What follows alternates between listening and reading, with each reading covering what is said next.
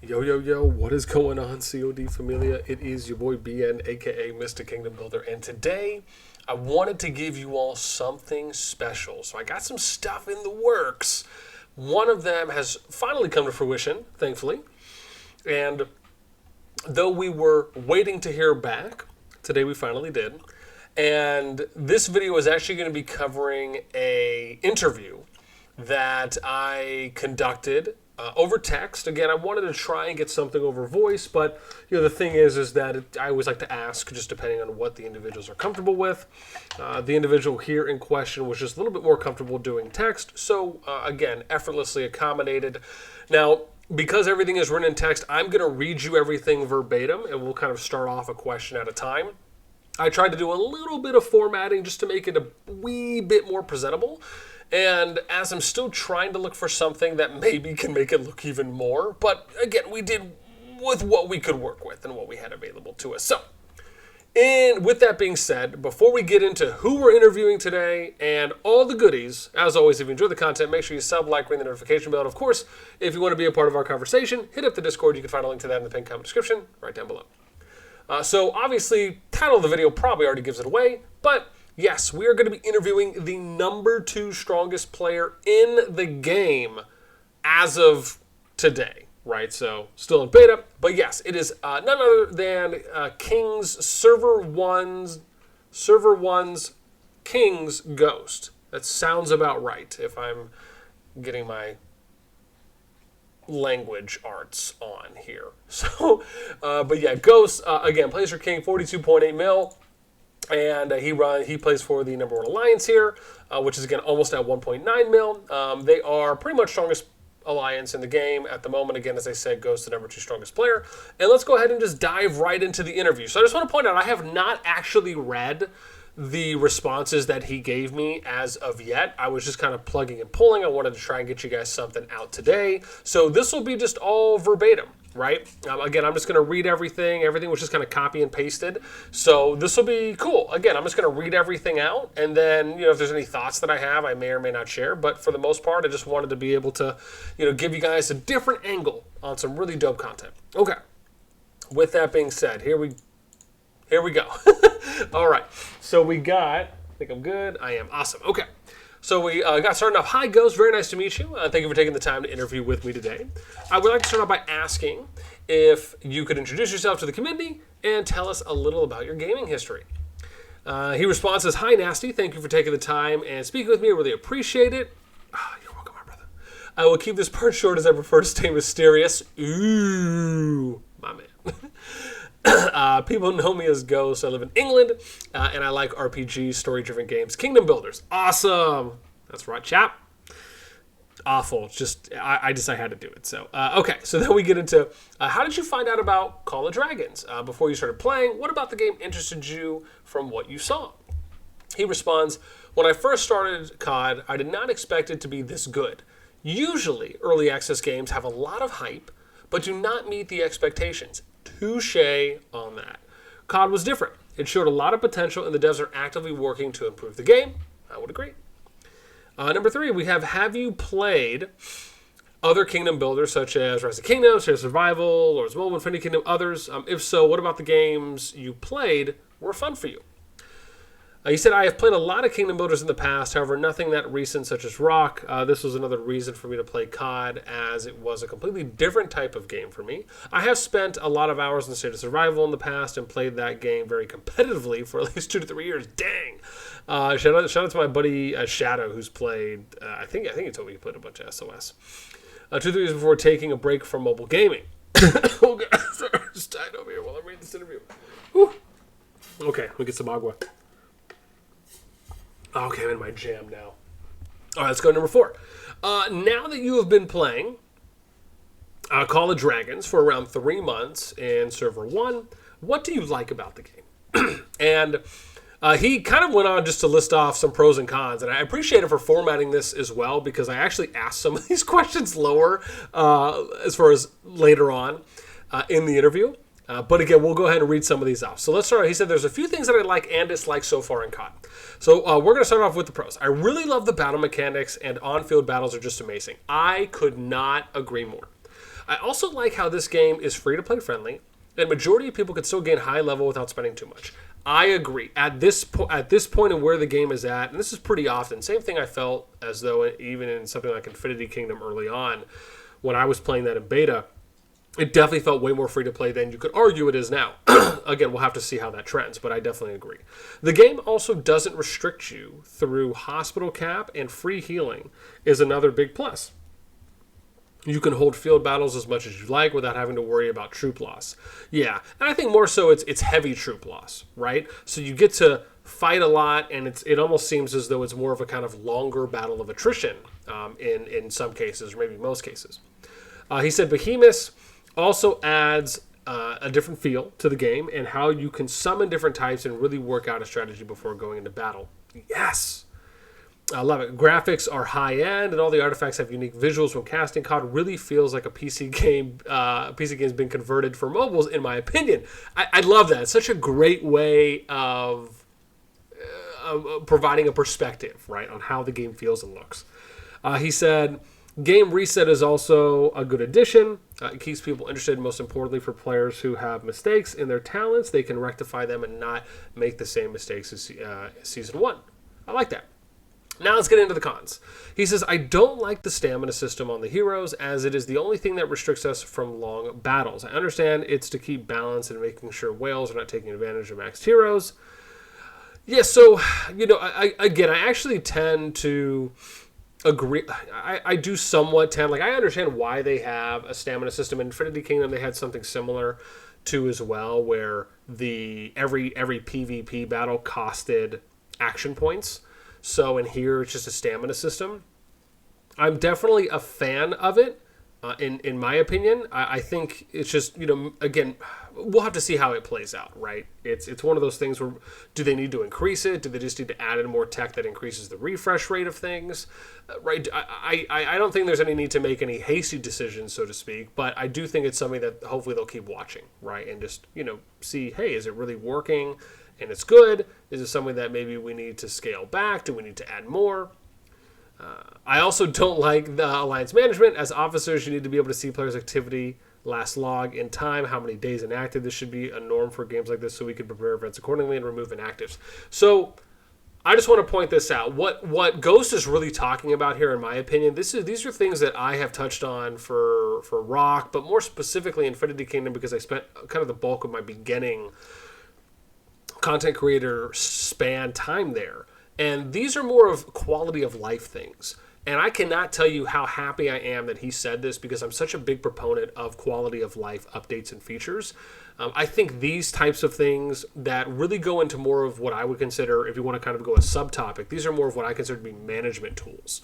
And these are things that I effortlessly feel kingdom builders are really missing out on right now. Even if you look at Rock, you look at SOS, you look at Lords of Mobile, Infinity Kingdom, all of these big kingdom builders, none of them really prioritize or have an added emphasis on the importance of kingdom management, alliance management support, and tool sets.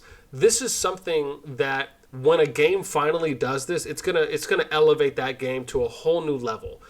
Because the thing is that you are really doing that. That's the bulk of what you're doing in these games, especially if you're in a leadership position. You are managing, and those expectations and what you do through your management has a direct effect on how active your kingdom, what the player retention is going to be like. Are people coming in? Are they leaving? Are people motivated? Are they demotivated? Do they have high engagement, low engagement? All of those things factor and really trickle top down. So I love the fact that he said this. Number 5. At the time of this interview, sorry. I was like, oh my God, did I reword this bad? At the time of this interview, you were the strongest player in your kingdom. Is that a goal you had, or does that achievement currently mean anything to you? He says, for me, it was never about being the strongest player. I prefer to play games which have a good community base. It's the people that make the game fun for me. I did not spend much at the start because I was still figuring out if this game is right for me. Eventually, I started spending as I was enjoying the game more. Now, for those of you wondering, I did consider asking how much he spent, but then I thought to myself when I was going around and asking some of the players for interviews, I thought, you know what, that might be a little bit too personal, so I opted not to.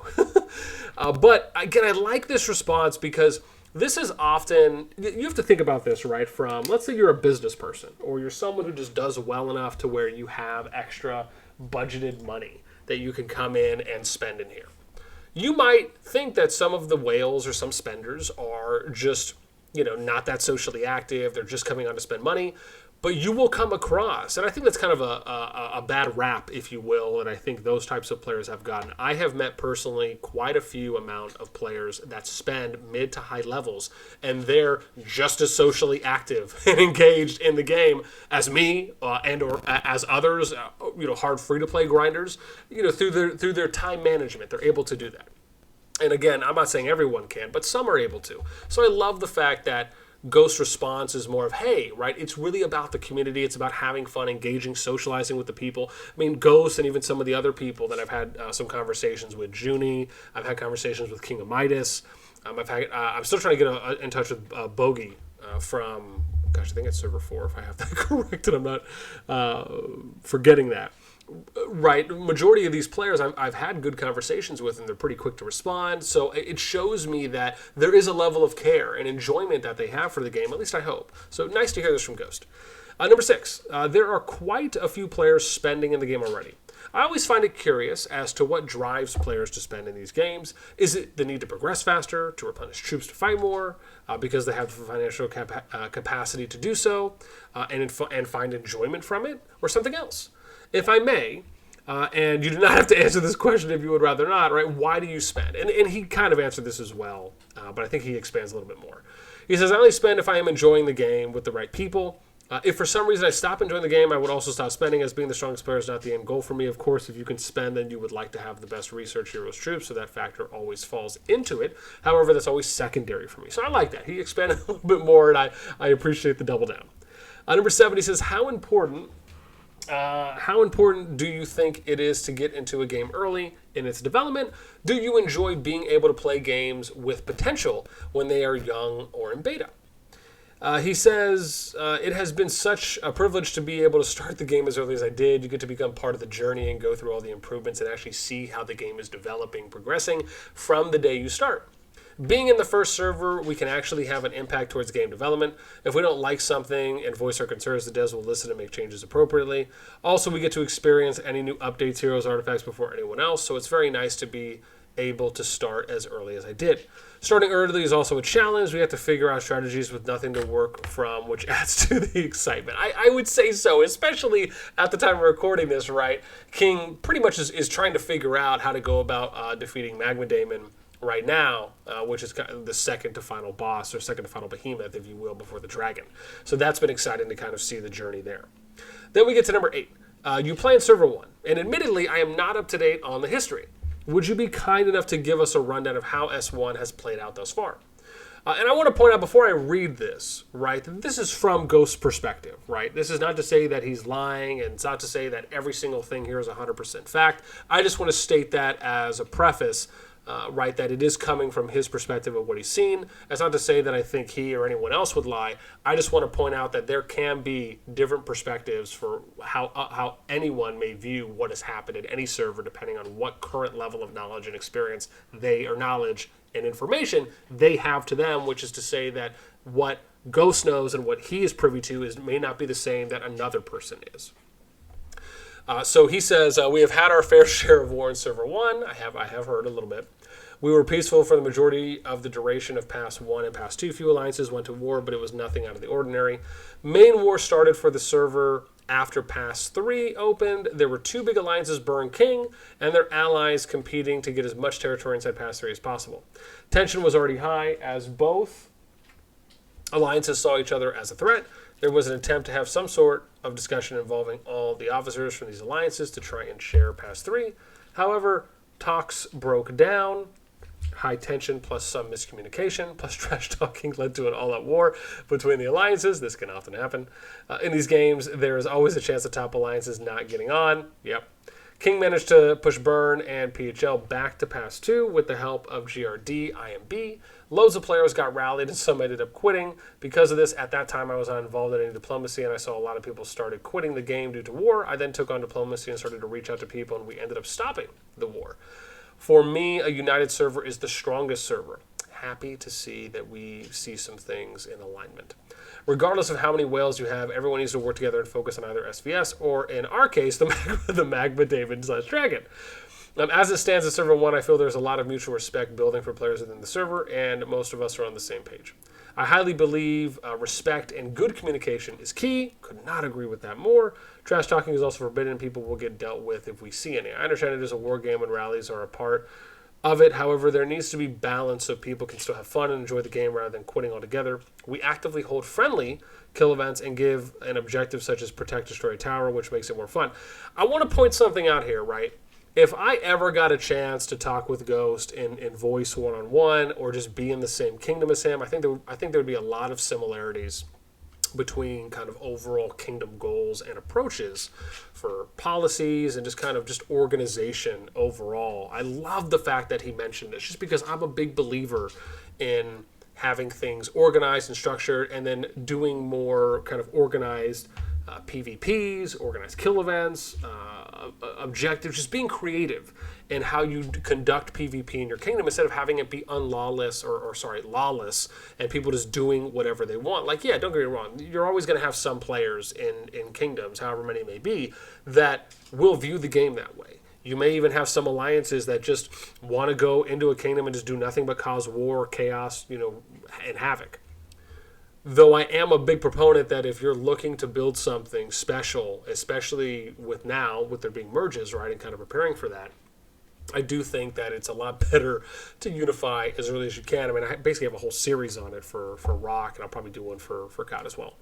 But awesome. Number 9. Though I am unsure on just how much PvP fighting wars, if any, has occurred in S1, how you feel? Oh, jeez, I should have said how. I gotta fix that. How do you feel the PvP in COD thus far? Oh, I should have said in PvP in COD. The PvP is in COD thus far. If experience in other kingdom builders, how does it compare? I should have said probably Backlash. He said, this game is far superior in terms of fighting aspect. We have had epic field wars that everyone can join in without being too afraid of losing troops. No hospital limits is also another big factor for fighting. A lot of people need to understand that this game is not your usual kingdom builder. It requires a good strategy, troop placements, teamwork in order to achieve your goals. I could not agree more. I think, like I've mentioned in a few videos now, the PvP in COD is just otherworldly. Right. Again, if you haven't played a lot of other kingdom builders, whether it be the big 3, right, that'd be Rock, Lords Mobile, State of Survival, any others, Infinity Kingdom I'll throw in there as well. Games like Art of Conquest, Game of War, Fire and Age. Again, there's quite a few out there. You will come to understand that COD is really a cut above the rest, in my opinion. Number 10, when it comes to playstyle in kingdoms, do you care if a kingdom you are playing in lives or dies? Meaning, are you just here for the fighting regardless of what happens to a kingdom? Do you want a kingdom to be as healthy as possible, or you have a different vision? I think I should have said, or do you have a different vision? Let's see here. He says, for me, 100%, I would put all differences aside to make sure the server survives. Free-to-play base is so important for servers, and we must make sure that those guys stick around as long as they can. If I really wanted in the previous wars that the server has had, I could have zeroed a lot of players and eventually killed the server, but I would rather everyone make peace and make sure the server stays active. Being the strongest player in the server comes with big responsibilities, I guess, and you can really impact the server through your actions. Oh man, I'm starting to love this guy that much more. Like the fact that you hear this from someone who is a big, heavy, I don't want to say big, heavy, right? But I would say medium to heavy spender, right? If not, maybe, I'm sure others would probably categorize him as a heavy spender, is the humbleness, right? The self-awareness of how he impacts the game. This is something that is almost hard to get across to some players. Even I talk about it when you're the number one player in a kingdom, if you're the number one alliance in a kingdom, if you're the number one group of alliances in a kingdom, because maybe you came in with a project or just some kind of pre-organized posse, if you will. There is a level, there is almost a passive, indirect amount of responsibility and accountability that you and or a group has for how you conduct yourself and how others will follow you or not, shun you or praise you based on your word choices and your actions while you are there. And so I absolutely love this. So Big praise, big praise. Kudos for Ghost. Kudos. Let me see. Okay, so here we go. Do you like the direction the game is going in from the recent updates? If so, what parts of the recent updates do you like? He says, some of the updates have really impacted me personally. Maxed artifacts have gone weaker. My heroes are weaker. I cannot trade in my already maxed legendary hero tokens to get the rewards, but I get it. I have learned to just accept it and move on from it, lol. I want to point out, right, sometimes, even if they're making these types of changes, they may eventually add things back into the game that allow for you, right? I remember they did this with Rock, where for the longest time people were asking for different trade-ins in certain events that they couldn't trade in certain materials for, and then eventually those got added in. Number 12, on the flip side, what are some suggestions, if any, that you would like to see in the game? Are there any changes to current features you would like to see, and why? He says, I think for now I am quite content with the updates. Some are good and some are understandably bad. Artifact update was a game changer, as this will prevent people from just spamming artifacts and running away. You will need to engage in a battle now, so picking the right targets is very important. I definitely agree there. He says it has been going around. It's been going around the game that the game may adopt some form of merging servers. Though we do not know much at this time, what are your thoughts surrounding this? He says server merge is a good thing, and then we get to the last question. Server merge is a good thing, in my opinion. I feel all games should have them to filter through any dead accounts and add more activity within the server. It also brings a new challenge for the big alliances to try and compete with the other strong alliances or try to secure unions to gain advantage. Merging is almost kind of as though it's just a different way of doing KVK, right, or SVS in that way. It's not where you're going out on a map and, you can kind of go back to your home server. I actually feel that there's more impact doing server merges than there is if you're going out to a separate map or another field like you would in Rock's KVK or IK's KVK. And then here we go, right? So the very last one, wow. Well, first and foremost, thank you so much for taking the time to hang out with me and answer some questions. Lastly, is there anything you would like to close with? Any socials you would like to plug in, such as a stream, YouTube, or other shout-outs or rivalry declarations to make? And so he said, I would just like to say thank you to Server 1 for putting aside most differences and showing respect to one another. We really have come a long way, and we will keep moving forward together, hopefully. I would also like to thank you, NASTi, for taking time out and bringing the community great content through your videos. Keep up the good work. Oh, my man. Appreciate you, broski. All right, that is it, right? So again, I want to hear everything, right? Let me know what you guys think about, about the interview, anything, right? Any of the questions, even if there's maybe other questions, right? Again, my hope is to try and do some more interviews with some top players. So if there's any questions you think you'd like for me to ask and work in or maybe change around, again, let me know in those comments down below, along with any of your thoughts here on Ghost Answers. Again, I want to give a big shout out to Ghost, to the King Alliance, right? Ghost, obviously, for taking the time to come and conduct an interview with me. I do very much appreciate it. I want to give a shout out to the King Alliance for them, letting me know when they're going to be doing attempts on Magma Daemon so I can come and watch and get some recordings in.